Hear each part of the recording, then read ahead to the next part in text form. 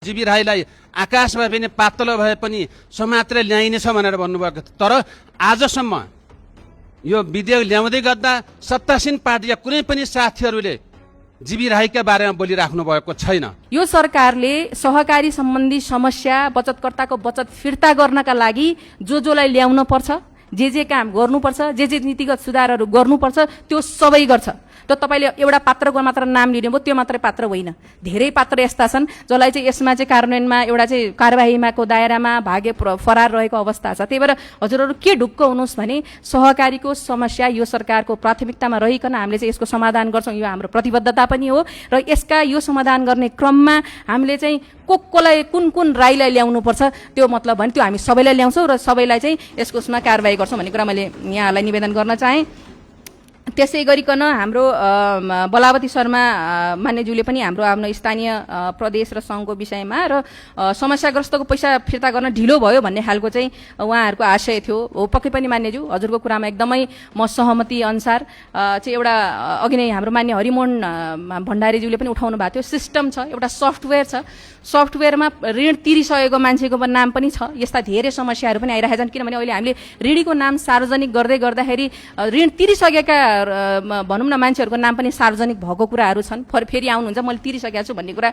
र हामी यो पनि जानकार छौँ त्यो सफ्टवेयर सहकारीमा भएको सफ्टवेयरलाई कसरी मेनिपुलेसन गर्न सकिन्छ र त्यसका शिकार चाहिँ हाम्रै पार्टी नेतृत्व पनि भएको भएर त्यो चाहिँ त्यो सफ्टवेयर सिस्टमको सफ्टवेयरहरूको विषयमा पनि हामी जानकार छौँ। मैले हरिमोहन भण्डारीज्यूलाई पनि मैले यसैबाट निवेदन गरेँ। हो पक्कै पनि र समस्याको ग्रस्त त्यो ढिला पनि किन भइरहेको छ भन्दा सफ्टवेयरमा भएको हाम्रो डेटाहरू चाहिँ अद्यावधिक गर्नलाई भनौँ न कसैको चाहिँ बिगो रकम त्यो हामीले रकमहरू ट्याली गर्न त्यो हामीसँग भएको रेकर्डहरू नै हामीले भेरिफाई गर्न हामीलाई टाइम लागेको हो खासमा चाहिँ। नत्र चाहिँ हामीले अहिले ऋण असुली जसरी भइरहेको छ त्यसरी गरी नै हामीले चाहिँ बचतकर्ताको बचत फिर्तालाई पनि प्राथमिकतामा राखेर गरिरहेका छौँ। तर त्यहाँ हामीसँग भएको रेकर्ड हामीसँग उपलब्ध डेटाहरूलाई नै भेरिफाई गर्न टाइम लागेको भएर किनभने जथाभावी त्यो राखिएको छ त्यो कुरा हामी जानकार छौँ र त्यसलाई चाहिँ फेरि उसबाट भेरिफाई गर्दै हामी गइरहेका छौँ, त्यसमा हामी सचेत छौँ। यति भन्न चाहेँ। त्यसै गरिकन बदन कुमार भण्डारीज्यूले पनि आफ्नो मान्य बदन कुमार भण्डारीज्यूले आफ्नो चाहिँ यसलाई समर्थन गर्नुभएकोमा धेरै धेरै धन्यवाद। त्यसै गरिकन हाम्रो गणेश विश्वकर्मा मान्य गणेश विश्वकर्माज्यूले मैले अघि नै पनि जवाफ दिएँ, हाम्रो सुशासन र पारदर्शिता त्यसमा छैन, यसलाई चाहिँ समेटेर लानुपर्छ भन्ने खालका कुराहरू पक्कै पनि विगतमा के कुरा भए मैले अस्ति पनि यहीँबाट क्लियर पारेको थिएँ। हाम्रो व्यथिति यो सहकारी सम्बन्धी व्यथिति एउटा आयोग पनि गठन भएको थियो र त्यो आयोगले प्रतिवेदन आफ्नो बुझाएको पनि छ र प्रतिवेदनमा क्लियरली लेखेको छ सहकारीको जुन यो अहिलेको आजको दुर्दशा आउनुमा कस्तो के चाहिँ कहाँनिर कमी कमजोरी भयो, कहाँनिर नियमनको पाटो फितलो भयो होइन, कहाँनिर चाहिँ हामीले चाहिँ सहकारीलाई अनुगमन गर्न सकिएन, कहाँनिर उनीहरूले आफ्नो चाहिँ लिएको के लिन अनुमति लिए तर के गरे भन्ने खालका चाहिँ कुराहरू प्रष्ट कुरा त्यो आयोगको प्रतिवेदनमा पनि छ। यहाँहरूले पनि हेर्न सक्नुहुन्छ, त्यो मन्त्रालयको वेबसाइटमा पनि हामीले अपलोड गरिसकेका छौँ। र यसबाट मैले यहाँ जानकारी पनि के गराउन चाहन्छु भने त्यो बेलामा तत्त सहकारीमा त्यो प्रतिवेदनले केही कर्मचारीको नाम पनि औल्याएको छ जसले चाहिँ यो क्षेत्राधिकार विस्तार गर्ने क्रममा कसले अनुमति दियो त होइन, कसले चाहिँ उनीहरूको चाहिँ आफ्नो पाटै नपुगिकन उनीहरूको क्राइटेरिया मिट नगरिकन उनीहरूलाई क्षेत्राधिकार विस्तार गर्न कुन कर्मचारीले चाहिँ दियो भन्ने कुरा त्यसले औल्याएको, त्यो प्रतिवेदनले औल्याएको र त्यो स्वतः त्यही प्रतिवेदन कार्यान्वयनका क्रममा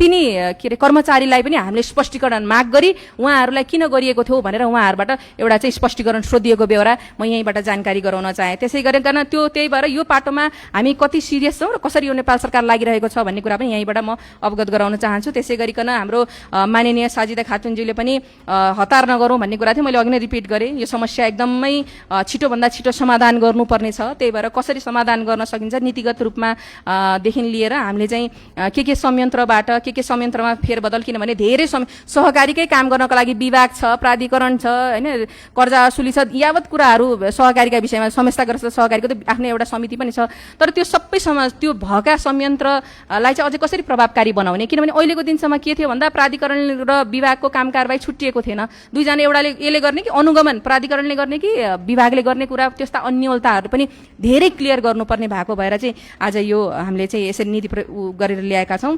त्यसै गरिकन अनुगमन राम्रो तरिकाले गर्नुपर्छ, अनुगमन चाहिँ प्रभावकारी हुनुपर्छ भन्नुभएको छ। पक्कै पनि अनुगमन प्रभावकारी हुनुपर्छ र जसरी बचत फिर्ता हामीले चाहिँ स्टार्ट गरिसकेका छौँ त्यसै गरिकन अनुगमनको पाटोमा पनि हामी अगाडि बढिसकेका छौँ। सहकारी प्राधिकरणले लिड गरेर समस्याग्रस्त उन्मुख सहकारीहरूमा सरकारले नियमन के अरे अनुगमन पनि सुरुवात गरिसकेको छ भन्ने कुरा मैले यही निवेदन गर्दै ती हजारौं बचतकर्ता जसको बचत डुबेको छ, जो पीडामा छन्, उनीहरूको प्रतिनिधित्व पनि गर्दैछु। उनीहरूको समस्या समाधान गर्नुपर्ने एउटा ठूलो जिम्मेवारी मेरो काँधमा छ, यो सरकारको काँधमा छ। त्यही भएर यो अहिले जुन अघि नै पनि छलफलको क्रममा आयो, अध्यादेश किन ल्याइयो, अध्यादेश राम्रो थियो, तपाईहरुले राम्रो नियतले ल्याउनु भयो, तर यो बाटो गलत भयो भन्ने खालको अभिव्यक्तिहरू पनि यहाँ मान्यज्यूहरूले राख्नुभयो। तर हतारो थियो, अघि नै मान्य सदस्यले भन्नुभएको थियो हतारो किन गरेको, रिजल्ट ओरिएन्टेड हो, अलिकति बिस्तारै जाउँ भन्दा अब हामीसँग समय छैन। किन भन्दा यति लाखौं बचतकर्ताहरू यति पीडामा हुनुहुन्छ हैन, दिनानुदिन उहाँहरूको जुन पीडा छ यसलाई जति सक्दो चाँडो हामीले सम्बोधन गर्नुपर्ने छ।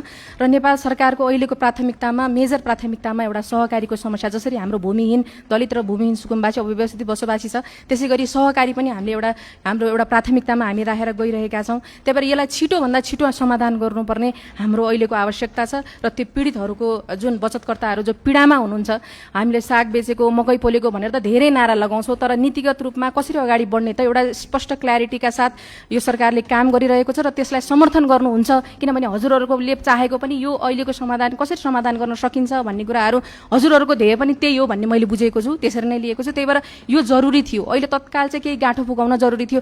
र ल्याएको कसरी थियो, कसरी कुन प्रोसेसबाट ल्यायो भन्दा ल्याइसकेपछि के गर्यौँ त? अहिले साना बचतकर्ताहरूको समस्याग्रस्त जुन सहकारी थियो त्यो बचतकर्ताहरूको बचत फिर्ता हुने क्रम अहिले जारी छ हैन। त्यही जारीको क्रममा मैले 2-3 पटक त यहीँ उभिएर पनि क्ल्यारिफाई गरिसकेँ, तर पनि अहिले पनि त्यही प्रश्न आयो, सरकारले पैसा राज्य कोषमा पैसा दिने अनि फेरि कसरी तिर्नुहुन्छ त, त्यो पैसा त्यो गलत हो भन्ने खालका फेरि पनि कुरा आयो। मैले 2 पटक यहीँ उभिएर पनि त्यो कुराहरू प्रश्न गरिसकेँ। नेपाल सरकारको यसमा अहिले जुन बचत फिर्ता गर्ने जुन एउटा प्रक्रिया सुरु भएको छ, जुन एउटा कार्यविधि बनाएर त्यो कार्यविधिमा टेकेर हामी फिर्ता गर्दैछौँ, त्यसमा राज्य कोषले राज्यबाट चाहिँ 1 रुपैयाँ पनि गएको छैन, मैले फेरि पनि भने। र यो भन्दै गर्दा मलाई फेरि पनि के थाहा छ भन्दा फेरि भविष्यमा फेरि यही प्रश्न फेरि दोहोरिन्छ र मैले फेरि आन्सर दिनुपर्छ भन्ने कुरा मलाई त्यो पनि ज्ञात छ। किनभने त्यो एउटा चाहिँ मलाई यही 3 पटक, तेस्रो पटक, चौथो पटक मैले भन्दै गर्दा यति के अरे डुबेको सहकारीबाट यति रकम असुली भएर यति बचतकर्ता फिर्ता भयो भन्ने कुरा डेटा नै यता प्रस्तुत गरिसकेपछि फेरि पनि यस्तो आशंका उब्जिनु भनेको चाहिँ सहकारीको समस्या साँच्चै समाधान हुन लागेको हो कि भन्ने तथ्यलाई चाहिँ स्वीकार्न नसक्नु हो कि भन्ने खालको चाहिँ मलाई एउटा त्यो फिल भइरहेको छ। किनभने पटक पटक चाहिँ यही कुराहरू मैले दोहोऱ्याउँदैछु। फेरि हजुरहरूले रिटर्नमा दिनुपर्छ भने सभामुख महोदयबाट एउटा रुलिङ होस्, एउटा रिटर्नमै दिनुपर्छ भनेपछि हाम्रो त्यसको विवरण, प्रगति विवरणमा हामी यहाँ मान्य सदस्य उपलब्ध जति हामीले यहाँ मान्य सदस्यज्यूहरूलाई हामी रिटर्नमा दिन पनि तयार छौँ। त्यही भएर यो भ्रमबाट चाहिँ मुक्त भइदिनु न, म हृदयदेखि हजुरहरूलाई अनुरोध गर्न चाहन्छु फेरि पनि। र यसै गरिकन मान्य नरेन्द्र कुमार केरुङ ज्यूले राख्नु भएको थियो, अब धेरै ठुलो एउटा जिम्मेवारी छ, सहकारीको एउटा छुट्टै मन्त्रालय बनाउनु पर्थ्यो भन्दै गर्दाखेरि म मान्यज्यूलाई अलिकति प्रश्न पार्न चाहन्छु। किन भन्दा हाम्रो प्राथमिकतामा रहेको विषय हो। जसरी हामीले सरकार सम्हाल्दै गर्दा सरकार सम्हालेको केही महिनामै भनौँ 1 महिनाभित्रमै हामीले चाहिँ बचत फिर्ताको प्रोसेस हामीले सुरु गरेका छौँ हैन।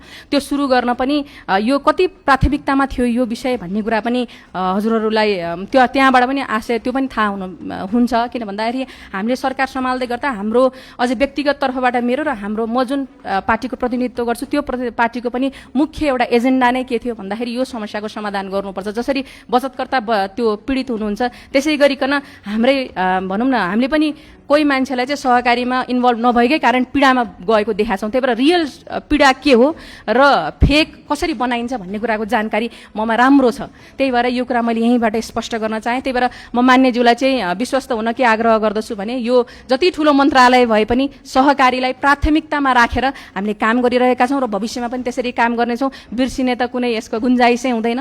त्यही भएर योबाट मैले हजुरलाई यो भन्न चाहेँ र हजुरले विभिन्न राम्रा कुराहरू पनि यसमा आएका छन् भन्ने कुराहरू भयो। यो विभिन्न आएका कुरा हजुरले जुन राम्रा कुराहरू भन्नुभयो त्यसको लागि धेरै धेरै धन्यवाद। त्यसै गरिकन अब चक्रीय राहत कोष भन्ने खालको हजुरले कसरी यो कोषको विषयमा थियो, कोषको विषयमा चाहिँ हजुर अलिकति चाहिँ यो कोष कुन बेलामा यो चाहिँ अहिले होइन राहत कोष बनाउने उपलब्ध गराउने भन्ने कुराहरू चाहिँ 2082-83कै नेपाल सरकार नीति तथा कार्यक्रमको बुँदा नम्बर 23मा पनि यो कुराहरू सम्मिलित छ। त्यही भएर अहिले यो यसको अवधारणा भन्दा पनि आएको कुरालाई निरन्तरता दिएको हो भन्ने कुराको मैले जानकारी गराउन चाहेँ। एउटा अर्को चाहिँ सँगै मान्य सदस्यज्यूले चाहिँ फिर्ताको समय सीमा तोकियोस् भन्ने कुरा भन्नुभएको छ र अलिकति यो विरोधाभास जस्तो किन आयो भने मान्य सदस्यज्यूहरूबाटै चाहिँ एउटा चाहिँ अध्यादेश तत्काल किन ल्याइयो, अब यो प्रोसेसमा जानु पर्थ्यो, प्रोसेसबाट गर्दै आउने भन्ने थियो। अर्को चाहिँ समय सीमा तोकियोस्, भर्खर यहाँ बचत फिर्ता गर्नुपर्छ, पीडित झन् पीडित भयो भन्ने खालको आशयका कुरा पनि आए। र त्यही गर्नलाई नै यो अध्यादेश जारी यो ल्याइएको हो, यो कानुनी केही गाँठो फुकालिएको हो होइन। त्यो छिटोभन्दा छिटो समाधान गर्नुपर्छ, यो समय सीमा तोक्नुपर्छ, त्यही भएर यो गर्नुपर्छ भन्ने कुरा केही नीतिगत उल्झनहरू छन्, केही लुप होल्सहरू थिए, यसैलाई पल्टाएर तार्दै हामी चाहिँ यो छिटोभन्दा छिटो हामी कसरी गर्न सक्छौँ भनेर नै यो अध्यादेश जारी गरिएको, यसरी ल्याइएको भन्ने कुरा मैले पुनः हजुरहरूलाई निवेदन गर्न चाहेँ। त्यसै गरिकन हाम्रो अशोक कुमार चौधरीज्यूले यसलाई समर्थन गर्नुभएकोमा धेरै धेरै धन्यवाद।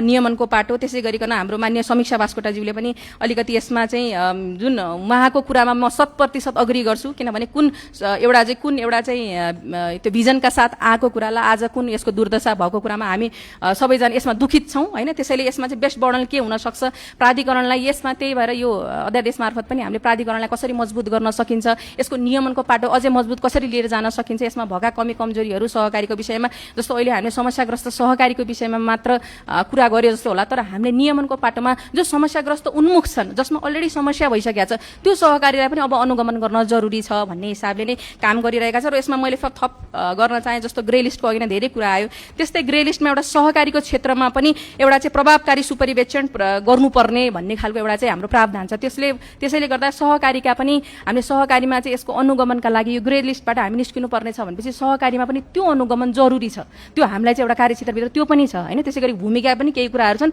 त्यो पनि सम्बन्धित त्यो विषय आएपछि मैले यसमा प्रश्न पार्दै जानेछु, त्यही भएर त्यसका लागि पनि तत्काल यो चाहिँ आवश्यक थियो। त्यसै गरिकन मान्य बासना थापाले पनि भन्नुभयो होइन, व्यथितिको सिद्धान्त अब कति यसलाई चाहिँ भनौँ न उहाँले चाहिँ इङ्गित गर्नुभयो एउटा स्वर्णलक्ष्मी सहकारी भनेर। म उहाँहरूलाई चाहिँ के विश्वस्त पार्न चाहन्छु भने नेपाल सरकारले चाहिँ समस्या भनौँ न यो समग्र सहकारीको समस्या कसरी हल गर्न सकिन्छ भनेर दिनरात काम गरिरहेको छ। त्यो स्वर्णलक्ष्मी होस् अथवा मितेरी सहकारी होस्, यो नेपाल सरकार चाहिँ यसमा यसको समस्या समाधान गर्न तत्पर छ। यसमा चाहिँ के हुन्छ, नीतिगत सुधार के चाहिन्छ हामी गर्छौँ, र त्यसरीकन केही मिसयुज त भएको होइन, अब खालको त्यस्ता प्रश्न पनि आए होइन, केही यो चाहिँ पावरमा भएकोले मिसयुज त गरेको होइन, पक्कै पनि होइन। म अलिकति हजुरहरूलाई स्मरण गराउन चाहन्छु, जस्तो एउटा सहकारी विशेष छानबिन समिति गठन भएको थियो, सहकारी विशेष छानबिन समितिले केही कुराहरू त्यसमा आफ्ना सुझावहरू, महत्त्वपूर्ण सुझावहरू दिएको थियो, तर त्यतिखेर तत्कालीन सरकारले भनौँ न त्यो कार्यान्वयन गर्दै गर्दा के नलेखिएका कुरा चाहिँ कार्यान्वयनमा आए त्यस प्रतिवेदनमा, तर लेखिएका कुरा साँच्चै त्यसमा दिएका सुझावहरू हामीले कार्यान्वयनमा लगेको भए पनि आजको दिनसम्म पनि केही न केही त्यसमा चाहिँ हल आइसक्थ्यो। किनभने आज तपाईँहरूले यो यसमा अध्यादेश मार्फत हामीले केही कुरा सच्याएका छौँ भने केही कुरा त्यही समितिले हामीलाई सुझाव दिएको कारण त्यही समितिमा टेकेर सुझाव प्रतिवेदनमा टेकेर हामीले चाहिँ यसमा भनौँ न नीतिगत सुधारहरू यहाँ चाहिँदो रहेछ भने त्यो समितिको प्रतिवेदनको रिपोर्टलाई पनि हामीले टेकेर चाहिँ यो अध्यादेशमा हामीले फेरबदल त्यो लिएर आएका छौँ। त्यो ऐनमा सुधार चाहिन्छ भनेको त्यही प्रतिवेदन हो, जुन प्रतिवेदन कार्यान्वयन भएको भए आजको दिनसम्म चाहिँ यो समस्या भनौँ न, म हल त भन्दिनँ किनभने ओभरनाइट आएको समस्या पनि होइन र ओभरनाइट सल्भ हुने समस्या पनि होइन, यो हामी सबैजना जानकार छौँ, तर केही भए पनि यसलाई चाहिँ हामी रोकथाम गर्न सकिन्थ्यो, ग्रे लिस्टकै पाटोबाट पनि हामी उम्किन सकिन्थ्यो भन्ने कुराहरू म यहीँबाट फेरि प्रश्न पार्न चाहन्छु।